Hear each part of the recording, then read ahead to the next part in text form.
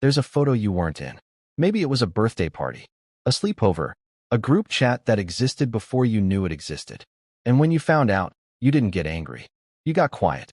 That specific kind of quiet that feels like your chest is caving in just slightly.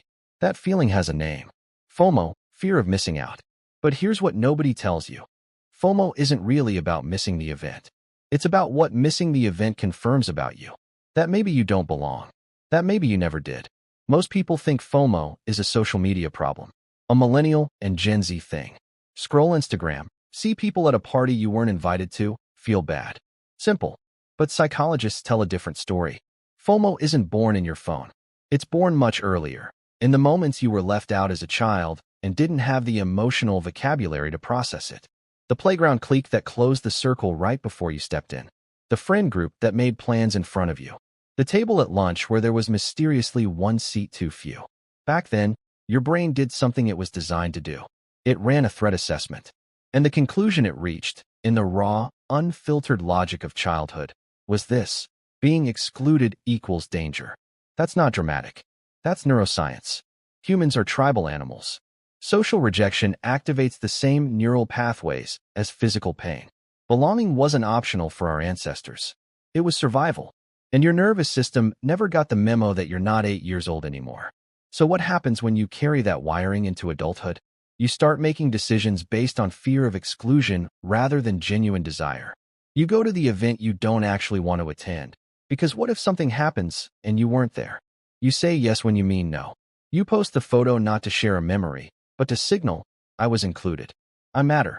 I exist. Psychologist Roy Baumeister found that the need to belong is one of the most fundamental human motivations, as powerful as hunger. But the adults who suffer from FOMO most intensely? Research shows they often experienced inconsistent belonging as children. Not complete rejection. That would have forced them to build walls.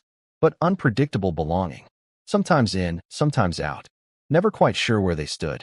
That inconsistency teaches a brutal lesson. You have to constantly earn your place. And once that belief gets embedded, it runs in the background of everything. The adult who overchecks their phone at a party they're already at. The person who feels a strange grief watching their friends' stories. The one who says, I'm fine staying home, while quietly spiraling. These aren't character flaws. They're adaptive responses that outlive their usefulness. Here's what makes it especially painful. The more you chase the feeling of being included, the less present you are in the moments you actually have. You're at the dinner table, but mentally you're at the party you didn't get invited to. You're in the conversation, but you're watching the door for a sign that someone more interesting just walked in. FOMO doesn't just make you afraid of missing out. It makes you miss what's right in front of you. So what do you do with this?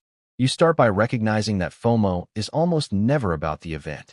It's a signal, an old alarm that's misfiring. When it goes off, instead of chasing inclusion, you ask, what am I actually afraid this moment means about me? Because the child who needed to be in every photo to feel safe, they were doing the best they could. But you're not that child anymore. You don't have to earn your place at the table. You just have to stop running from the one you're already sitting at. If this hit close to home, it was supposed to. Subscribe. There's more where that came from.